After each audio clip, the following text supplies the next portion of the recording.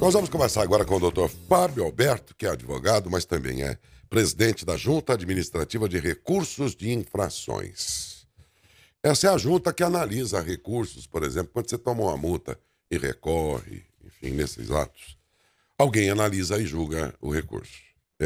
E é essa junta. Então, você que é multado, eu sei que a grande maioria sabe que pode entrar com recursos, contestando a autuação, a multa que você tomou aí no trânsito, tudo. Acho que a grande maioria sabe disso.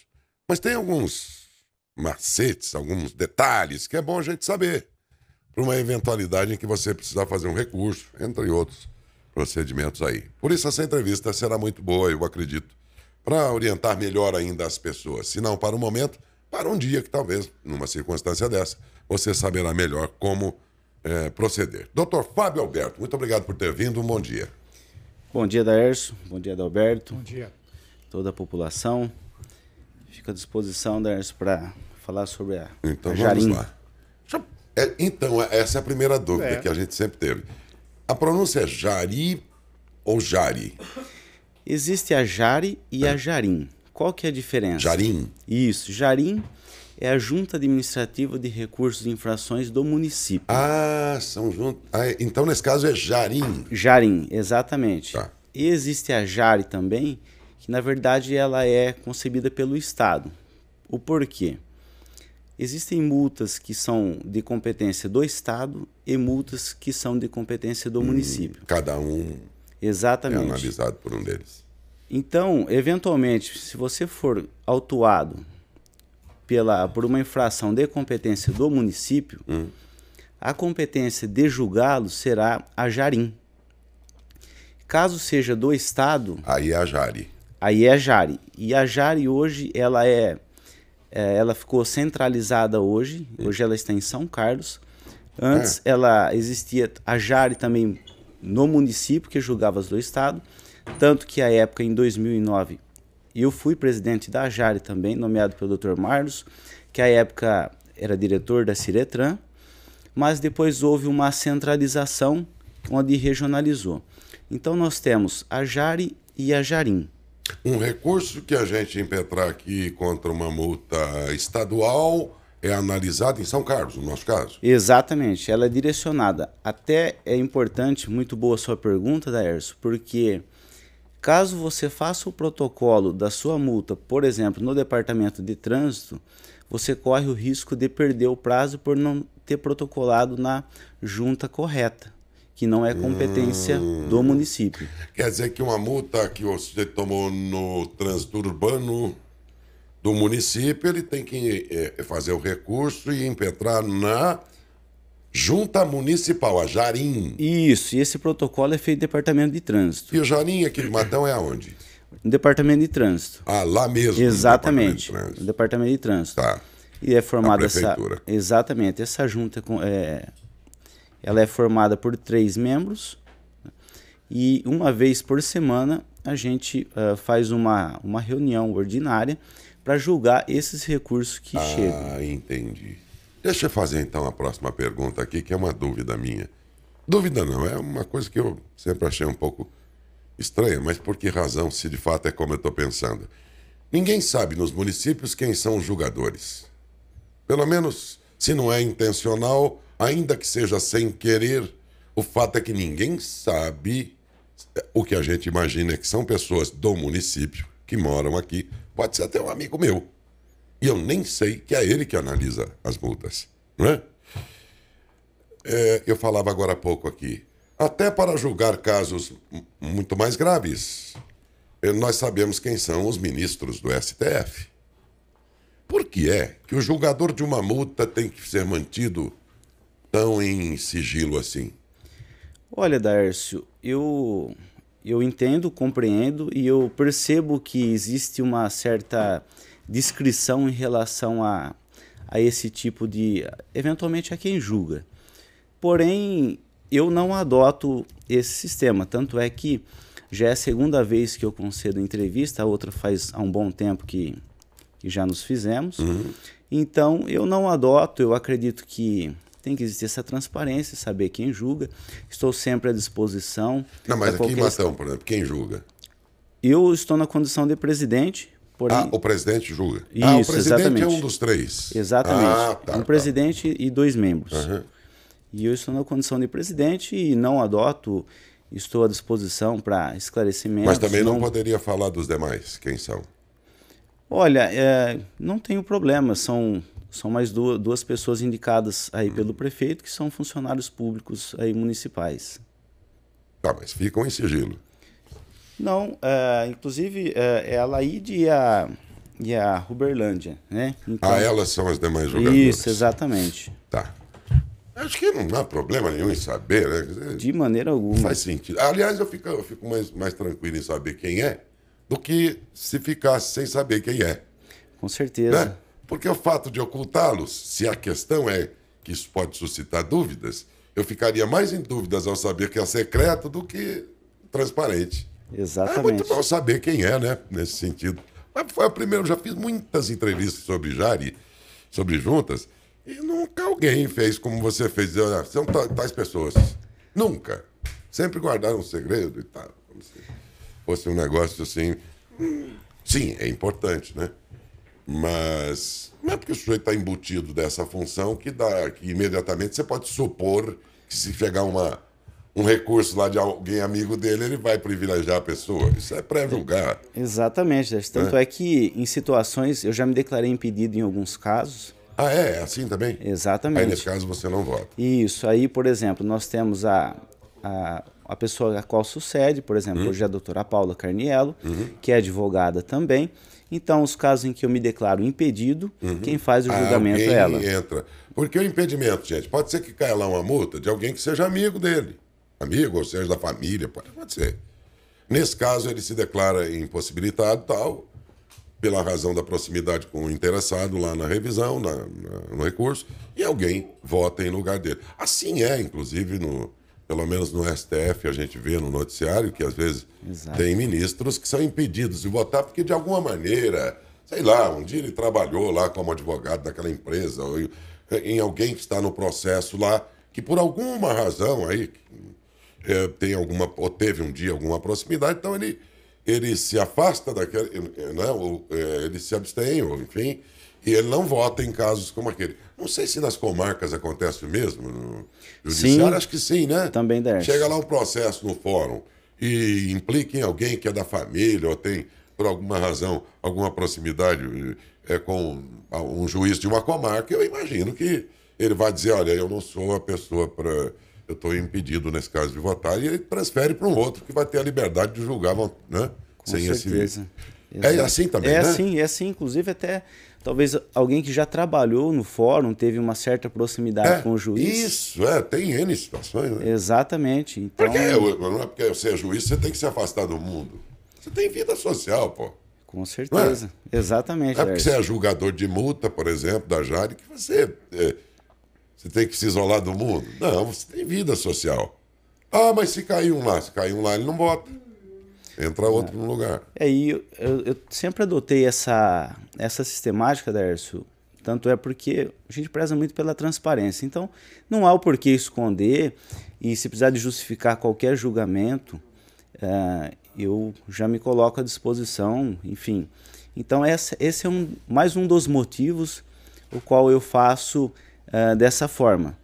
Porque a transparência, querendo ou não, a gente faz um papel do poder público. Embora seja advogado e tudo mais, mas nomeado, a gente tem essa prestação de contas à sociedade também. E, na sua opinião, a sociedade, qual é o conceito que ela tem sobre as decisões de vocês? É um conceito de que vocês... não adianta recorrer porque eles sempre vão a favor do policial que eu estou. Eu não estou afirmando isso, estou dizendo. Se alguém disser isso para você, o que você responde? Olha, na verdade, Daércio, a gente percebe que existe esse senso comum da sociedade, porém, quando você aprofunda nas questões, e eu que analiso os processos, a gente se esbarra na seguinte situação. Por exemplo, Adalberto sofreu uma infração por falta de cinto. Ele simplesmente faz uma justificativa que ele estava de cinto. Então, quando chega para nós, por exemplo, na condição, o Adalberto faz, eu só não estava de cinto. Aí a gente faz o sobrepeso, o agente público, que tem fé pública, tá? E a versão é pura e simplesmente uma versão ao vento em relação à versão do Adalberto. Então, é claro que a gente leva em consideração e deve-se ater a questão do agente público. Então, na maioria das vezes, e que 90% dos recursos, eles são impetrados por pessoas comuns e que acham que, eventualmente, uma simples fundamentação é suficiente. Por exemplo, se o Adalberto já faz, nesse mesmo contexto da infração, ele pega o local onde a pessoa, onde ele sofreu a infração e tem imagem de câmera e ele com cinto, pronto. Ele traz essa imagem e aí a gente faz o contrapeso e aí sim a gente pode levar em consideração que talvez o agente de trânsito tenha se equivocado. Então, mas é o que na maioria das vezes a gente não percebe isso. Só o relato de quem está recorrendo não é suficiente, é preciso que ele tenha o ônus da prova material, por exemplo. Ele tem que formar a nossa convicção. Tá? E essa convicção, inicialmente, ela passa sobre o crivo do agente que tem a fé pública. Seja o agente de trânsito, o policial militar, enfim, todos eles, em relação a uma versão, a versão que eu digo, um auto de infração hora realizado, e a voz, simplesmente a voz de uma pessoa, de um cidadão, a gente tem que levar em consideração a fé pública do policial, exceto se ele trazer elementos que nos façam convencer de que realmente ele está correto nas suas alegações. Sendo assim, vocês têm mais ou menos uma proporção de recursos negados e recursos aceitos? Sim, nós temos, Dércio. Hoje, a proporção aí de recursos aceitos, ela chega de 8% a 10%. 8% a 10%. 8% a 10%. Em cerca de 90% vai valer a multa. Exatamente. Cerca de 90% dos recursos são indeferidos. E esse período todo, isso acrescenta algum valor à multa, então, indeferido, essa multa será a mesma da origem ou tem algum acréscimo? Não, pelo fato de recorrer não há nenhum acréscimo. É claro que ele perde aquele desconto de início quando você recebe. O que ele pode pagar, ele pode já pagar e discutir a multa sem problema. Se eventualmente ele ganha o recurso, ele consegue reaver esses valores. Nos casos de recurso e tudo mais, a preocupação, vocês percebem, das pessoas em relação à contestação da multa em si, ou o fato de que o sujeito está estourando já os pontos e ele precisa evitar que mais uma multa seja acrescida ali, porque aí ele perde a carteira. É muito mais um ato de desespero ou realmente de contestação por acreditar que foi injustiçado? Tem as duas situações, Dércio. Tem a questão de que a pessoa ela não aceita a infração, e tem uma questão às vezes meramente protelatória, porque talvez ele está a ponto de eventualmente de virar aquela questão da pontuação e fazer a renovação, e ele usa como uma estratégia para ganhar tempo. E só abrindo um leque aqui, porque imaginando que a nossa junta ela indefere, ele pode ir ao CETRAN, tá? Que no caso é a segunda instância, que aí vai para São Paulo. Tem isso ainda? Tem isso ainda. E essa instância é mais demorada? Exatamente. Tanto para quem quer protelar, então? Exato.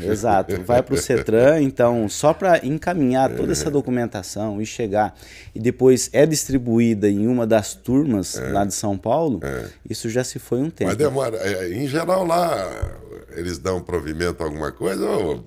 Olha, é a mesma... Vamos imaginar que é a mesma proporção nossa aqui. É mesmo? É a mesma proporção. No filtro deles dá aí 8%, 10%? Exatamente. Que pode reverter? Exatamente, Dércio. E aí, nesse caso, quem entra com esse recurso em segunda instância, vamos dizer, entra onde? O próprio recorrente, ele pode fazer o protocolo aqui e o pessoal do Na própria Jarim? Exatamente, o pessoal faz a remessa para lá. Ou ele pode enviar pelo correio também. Interessante. E a Jarim lá é composta do quê? De pessoas de especialidade de trânsito? Exatamente, exatamente. Do direito ou do direito também. Do policiamento do direito. Isso, exato. Interessante saber todas as coisas. Porque a gente sabe que pode recorrer, mas como é o processo todo? A gente não sabia. Não. É verdade. Eu acho que a grande maioria de vocês não sabiam, né? Eu também não. Algumas coisas curiosas, né? E a gente está aprendendo agora. Fala, Adalberto. Não, é verdade. Eu estava observando aí uma dúvida, ele acabou respondendo. Quando eu recebo uma multa, tá? Falou, não, eu não recebi, essa multa não é válida, eu não deveria ser atuado por essa multa. Eu posso recorrer sem pagar a multa ou eu tenho que pagar a multa, doutor, e depois recorrer? Adalberto, você pode pagar e recorrer, até porque se eventualmente você perder o recurso, você acaba se beneficiando do desconto que é proferido quando nós somos alvos de infrações, né? Então você pode também não efetuar o pagamento e dar início aí ao processo de defesa e recorrer tanto na primeira e segunda instância.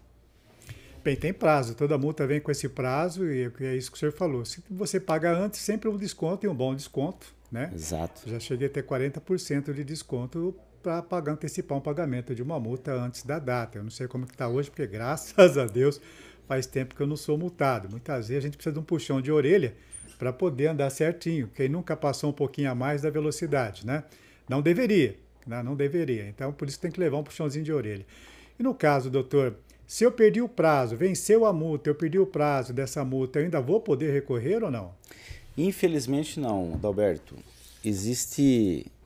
O prazo é o que que delimita a condição de você se sobrepor a uma condição em que você acha injusta. Então, quando você recebe a notificação de autuação na sua casa, lá já vai ter um prazo aí de aproximadamente de 30 a 40 dias para você tanto apresentar o recurso ou, dependendo da situação, se na infração você não foi identificado o condutor, você pode fazer simplesmente a identificação do condutor. Por exemplo, olha, não fui eu quem sofri a infração, então eu vou indicar, foi o filho, preenche os dados, vai até o departamento de trânsito e faz a indicação de quem realmente cometeu essa infração.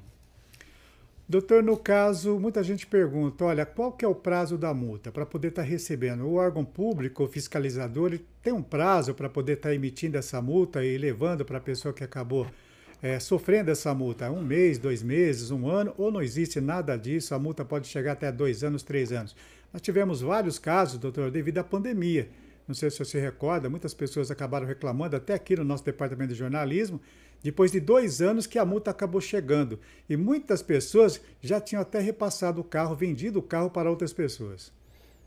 Exato. Existe o prazo para o Estado ele punir. A partir do momento que você comete uma infração, se inicia todo o processo da possibilidade de defesa.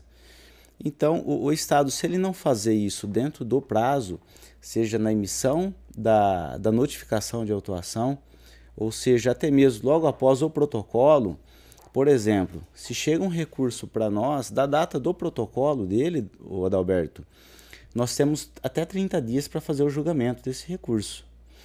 Se eventualmente, após esses 30 dias, ele pode inclusive ser anulado, esse recurso, e ser deferido, porque nós não cumprimos aí a obrigação de fazer todo o papel da junta. Então, desde a questão da emissão da notificação, do julgamento, do término de todo o procedimento, seja lá no CETRAN também, em segunda instância, tudo isso ele é regrado, cada situação pelo seu prazo legal. E se extrapolado, tudo isso ele é anulado. Tem custas, doutor, para quem vai recorrer? Olha, eu tenho uma multa aqui, eu vou recorrer dela. Vou ter que pagar alguma taxa para entrar com esse pedido de avaliação dessa multa? Não, Adalberto, não há nenhum custo.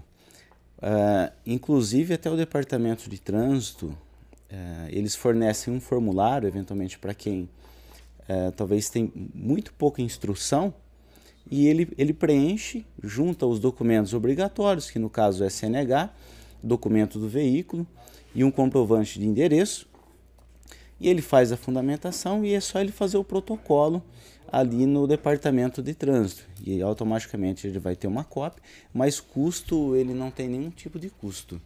Eu fico imaginando, doutor, eu nunca recorri de nenhuma multa que eu tomei nesses tantos anos de habilitação. Estou com 55, a minha primeira habilitação com 18 anos. Como é que faz para recorrer, doutor? Isso pode ser feito pela internet, tem que preencher um documento, uma pessoa comum pode recorrer, eu tenho que contratar, por exemplo, um advogado para estar recorrendo sobre uma multa que eu não considero que eu havia tomado ela, por exemplo.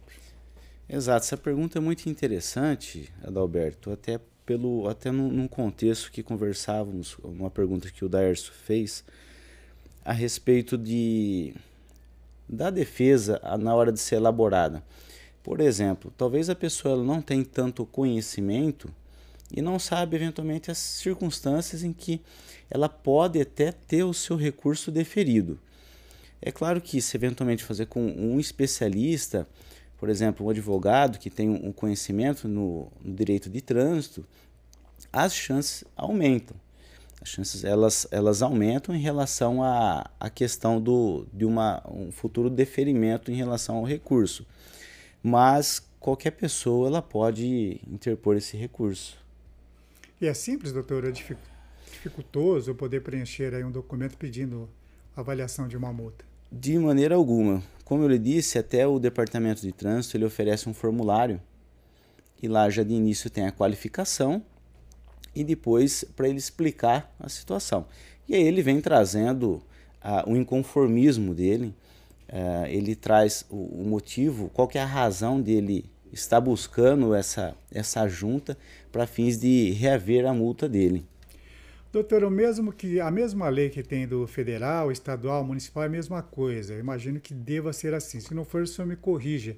Por exemplo, na lei estadual, na multa estadual, se o senhor tomar uma multa leve durante 12 meses, não tiver cometido nenhuma multa, somente aquela, o senhor tem o direito de pedir que aquela multa seja só como se fosse um conselho. Me fugiu a palavra agora, a pessoa não pagaria essa multa e nem teria os pontos na habilitação. Assim, olha, uma chamada de atenção, tá? Para que você não cometa mais tipo de multa. O mesmo acontece no município, se tomar uma multa aqui pelos agentes de trânsito do município e for uma multa leve, eu posso ter esse mesmo direito que o Estado me permite? Exatamente, Adalberto. Isso é previsto, porém tem alguns requisitos. Tá? Dentre esses requisitos, essa é uma multa leve, em média, e no prazo dos últimos 12 meses o sujeito não ter cometido infração. Tá? Partindo desse pressuposto, e aí ele trazendo essa questão no recurso, que aí não cabe a junta de ofício declarar isso, é possível transformar essa em advertência. Advertência, essa é a palavra que eu estava procurando e não encontrava, doutor. Bom, é bom saber, ficar atento a tudo isso. Se você está acompanhando agora o jornal, tem alguma dúvida, vamos aproveitar a oportunidade que o Dr. Fábio está dando para nós aqui, para entender um pouquinho como é que funciona esse setor de multa, setor de fiscalização de trânsito, tanto do município e também pela experiência que o doutor tem do Estado, né? Saber um pouquinho mais como a gente pode proceder quando você toma uma multa, por exemplo, como nós estamos falando, e você não reconhece essa multa. Olha, chegou essa multa, mas eu não estou lembrado, eu não estava no local, não fui eu, o que eu devo fazer? Doutor, no caso de empresas, as empresas têm veículos circulam, e funcionários, né? A gente percebe que quando a multa vem, sempre vem no nome do proprietário do carro, e ele que tem que identificar se era ele ou não que estava conduzindo o carro quando tomou aquela multa. No caso das empresas, onde o carro está no nome da empresa, como é que procede essa multa que o veículo acabou tomando? É importante essa pergunta também, Adalberto, porque você acaba adentrando numa questão administrativa da empresa. E, por exemplo, você pega uma transportadora, por exemplo, se ela não tiver um controle, por exemplo, dos seus caminhões, de que motorista conduzia em determinada data, ela vai acabar suportando todo esse ônus. Então, por exemplo, o sujeito cometeu uma infração no dia 10 de janeiro e chega hoje para a empresa. Se ela não fazer a indicação, ela paga dobrada a multa. Agora, caso ela venha e faça a indicação, e aí automaticamente o motorista será, essa pontuação vai no prontuário, eventualmente esse valor também vai ser descontado aí do salário dele, até por conta que foi uma imprudência por parte dele. Doutora Joana participando com a gente através do facebook.com/TV Matão, ela pergunta o seguinte: qual que é o tempo que ela tem para recorrer de uma multa? Ela pagou a multa, tá? Ela quer saber qual que é o tempo que ela tem para recorrer, que depois pagou, não dá para recorrer mais? Acho que é isso que ela quer perguntar. Não necessariamente, se eventualmente ela tenha pago essa multa, se expirou o prazo. Mas logo após, quando ela sofre a infração, ela é notificada por um documento, seja uma multa estadual ou municipal, ela recebe na casa dela um documento. Nessa notificação tem o prazo para a apresentação do recurso ou para a indicação do condutor, e que fica aproximadamente aí de 30 a 40 dias da data do recebimento. É que é muito peculiar, Adalberto, eu dizer eventualmente se já expirou, mas se ela se ater nessa notificação, é possível ela identificar se já expirou ou não. O fato é que ela ter pago não supre aí eventualmente a possibilidade dela recorrer. Entendi, doutor. Bom, nós estamos conversando com o doutor Fábio Alberto, ele é advogado, presidente da Junta Administrativa de Recursos e Infrações aqui do município de Matão, falando sobre multas que a gente toma e nunca gosta, né? Quem gosta de tomar uma multa? Ninguém gosta. Infelizmente acaba acontecendo. A gente acaba errando aí, não deveria, e acaba sendo aí penalizado através de uma multa, doutor. Mais alguma informação importante, doutor, para a comunidade, para as pessoas que nos acompanham, que seria interessante a gente sempre guardar no dia a dia? O importante, Adalberto, é você sempre se ater nas questões aí de segurança, questão do trânsito, obedecer a legislação, o uso de cinto. A gente nota que tem muita infração na questão do estacionamento rotativo. Hoje a gente teve uma evolução muito grande na questão do aplicativo, tanto o aplicativo quanto a questão até do físico das meninas que ficam lá, mas se ater a essas questões para evitar esse tipo de constrangimento depois, até mesmo custo, às vezes até contratação de um profissional para poder estar elaborando esse contrato, e se justificar, e quando for fazer, apresentar uma justificativa de forma plausível, né? Não que, por exemplo, eu estava de cinto, eu não fiz isso, mas assim, a gente sabe que não é uma justificativa plausível. Mas esses pontos mesmos aí que eu acho interessante para a população. Então, deixa eu aproveitar, o senhor tocou na área azul. Tá, existe um limite? Sempre falaram a cidade, olha, tem um limite de 5 minutos, você pode ficar estacionado ali, e depois desses 5 minutos passa a cobrar aí o tempo, né? Porque senão você para ali, acabou de parar, você vai pagar como se tivesse 1 hora estacionado ali. Aqui em Matão tem esse limite de tolerância de 5 minutos? Se tiver, doutor, como que os agentes vão avaliar isso? Essa questão da tolerância, ela existe, porém, a gente acaba ficando adstrito à questão dos agentes, né?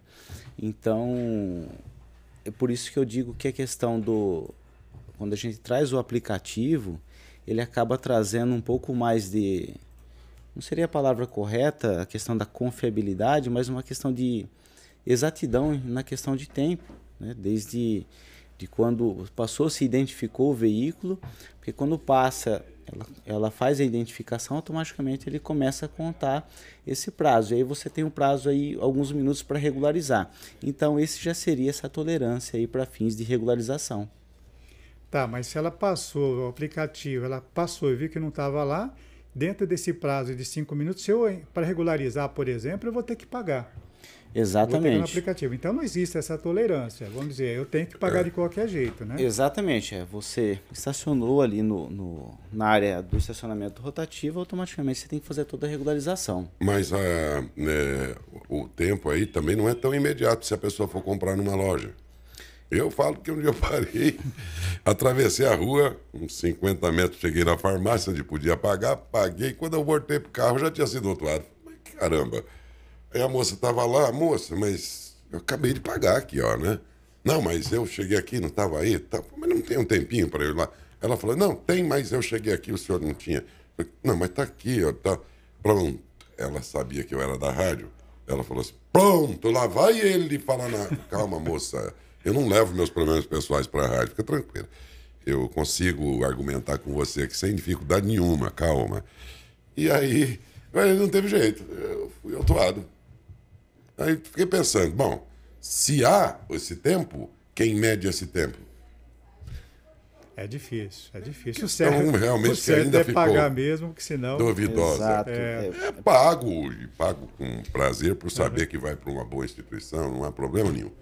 Mas, dessa vez... Aí depois eu pus esse aplicativo aqui, já para lá, põe lá e acabou. Muito Sim, prático, né? muito prático. Muito mais prático. Mas nem todo mundo tem essa facilidade de lidar com tecnologia, Ainda, né? muitos. O ponto de venda fica sendo ainda um lugar necessário, né? Exato. E ele nunca está no abrir da porta da gente já ali. Né? Nesse tempo aqui pode dar problema, né? Até porque, Darcy, a gente sabe que grande parte ainda da população ela é carente na questão de informação, no uso de aplicativo, do celular. Então, não deve-se fazer essa migração 100% para via eletrônica, né? E tem que se manter ainda o físico, né? Como você muito bem disse. Então, tá aí a importância de ter os dois lados aí para evitar que situações como essa venham a acontecer. É. Bom, valeu. Aprendemos aí, né? Acho que para um momento, Sim. se não é agora, no momento em que algo acontecer e você desejar e ver os seus direitos e tudo mais, aprendemos um pouco mais. E, como raramente acontece, nessa entrevista descobrimos quem são os nossos julgadores de multas. Né? De quem a gente espera sempre essa isenção na hora de analisar cada caso. Né? Sim. Levando sempre em conta a versão tangente, também tanto quanto aquilo que foi relatado lá pelo autuador, pelo fiscal, pelo guarda, enfim, né?